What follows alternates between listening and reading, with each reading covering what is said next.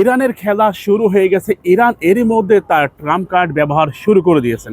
প্রিয় ভাইয়া, আমেরিকা ইরানে আক্রমণ করবে এটা এখন স্পষ্ট হচ্ছে ধীরে ধীরে।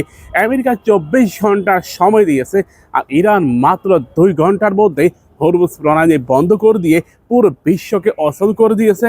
সারা বিশ্বের জ্বালানির প্রায় 80% হরমুজ প্রণালী দিয়ে আসা যাওয়া করে।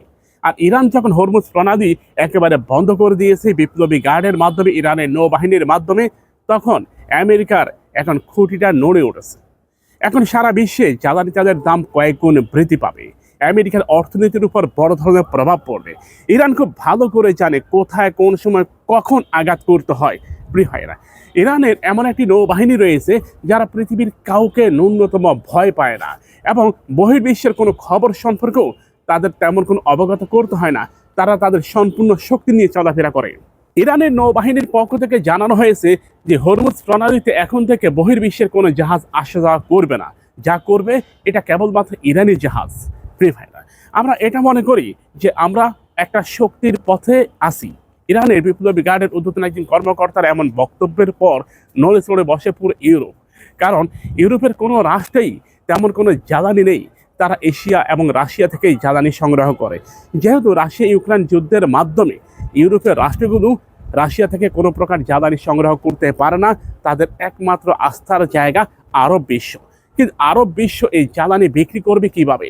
কারণ এই জ্বালানি বিক্রি করার পর এই জ্বালানি নিয়ে যেতে হবে হরমুজ প্রণালী দিয়ে। প্রিয় ভাইরা, ইরানের এই শক্তি ইরান সত্যি সত্যি ব্যবহার করতেছে। ইরানের নৌবাহিনী যথেষ্ট পরিমাণে শক্তিশালী। ভাই, একটা স্পিড বোর্ডের মধ্যে মিসাইল বসিয়ে এটাকে স্পিড বোর্ড বা মিসাইল সিস্টেম তৈরি করে ফেলেছে। যে কোনো জাহাজকে তারা এই মিসাইলের মাধ্যমে ধ্বংস করে দিতে পারে। 4 থেকে 25 কিলোমিটারের মধ্যে যে কোনো জাহাজে আঘাত করার মতো ক্ষমতা রাখে এই স্পিড বোর্ড বা মিসাইলগুলো।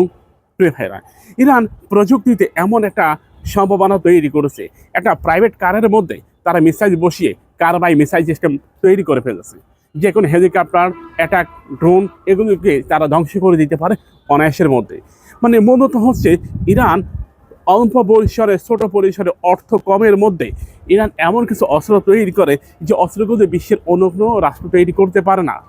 আমেরিকা স্পিড বোর্ডের মধ্যে মিসাইল সিস্টেম বসিয়ে একটা সামরিক যান তৈরি করেছিল। এতে আমেরিকার খরচ হয়েছিল প্রায় 200 মিলিয়ন মার্কিন ডলার। অথচ ইরান এটা তৈরি করে ফেলেছে মাত্র $1 লক্ষ বিনিময়ে। সামরিক ক্ষেত্রে ইরান যেন একটা বিপ্লব। আমেরিকা যদি এই মুহূর্তে ইরানে আক্রমণ করে, হরমুজ প্রণালীতে এবং হরমুজ প্রণালীর আশেপাশে আমেরিকার বহু সামরিক জাহাজ রয়েছে, সবগুলো ইরান ডুবিয়ে দিবে। ইরানের কাছে প্রায় 25টির মতো সাবমেরিন রয়েছে, সবগুলো সাবমেরিন সক্রিয়। প্রিয় ভাইরা, তাই আমেরিকা যদি মনে করে যে ইরানে আক্রমণ করে ফেলবে, হাজার হাজার ভবনে তারা বোমা নিক্ষেপ করবে, মিসাইল নিক্ষেপ করবে, পারমাণবিক স্থাপনায় অ্যাটাক করবে, এটা শুধুমাত্র একটা ভ্রান্ত ধারণা। হ্যাঁ, ইরানের জনগণ রাস্তায় যে আন্দোলন করতেছে, এই আন্দোলনে ইরানের গভর্নমেন্ট কিছুটা বেকায়দায় আছে, এটা ঠিক, এটা মানতে হবে। তবে আমেরিকা যখন আক্রমণ শুরু করবে, তখন এই জনগণই আবার ঘরে ফিরে যাবে। তারা তখন আর আন্দোলন থাকবে না, কারণ আকাশ থেকে বোমা পড়বে আর এরা আন্দোলন করবে। আমেরিকা ইরানে আক্রমণ করার জন্য 24 ঘন্টা সময় নিয়েছে, যে 24 ঘন্টার মধ্যে আমেরিকা সব ধরনের প্রস্তুতি সম্পূর্ণ করবে। প্রিয় ভাইরা, যতটা বলা যায় ততটা সহজ নয়। আমেরিকা ইরানে আক্রমণ করবে 24 ঘন্টার মধ্যে। তবে এই বিষয়ে রাশিয়ার উচ্চপদস্থ সামরিক কর্মকর্তা মিখাইল জনসন তিনি বলেন, আমেরিকা যদি এটা মনে করে যে ইরান আক্রমণ করাটা সহজ হবে, তাহলে আমি মনে করি এটা তাদের জন্য ভুল পদক্ষেপ। কারণ ইরানের সামরিক শক্তি সম্পর্কে আমেরিকার ন্যূনতম কোনো ধারণা নেই। আমেরিকার গোয়েন্দা কর্মকর্তারা তাদেরকে ভুল তথ্য দিচ্ছে।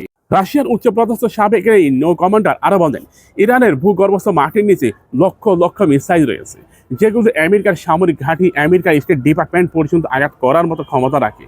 প্রিয় ভাইরা, সারা বিশ্বে আমেরিকার যতগুলো সামরিক ঘাঁটি রয়েছে, এর মধ্যে সবচেয়ে গুরুত্বপূর্ণ 2টি সামরিক ঘাঁটি, একটা হচ্ছে কাতারে থাকা মার্কিন বিমান বাহিনীর ঘাঁটি, একই সাথে ভারত মহাসাগরে দিয়াগো গার্সিয়া, এটিও একটি লক্ষ্যবস্তু হবে ইরানের।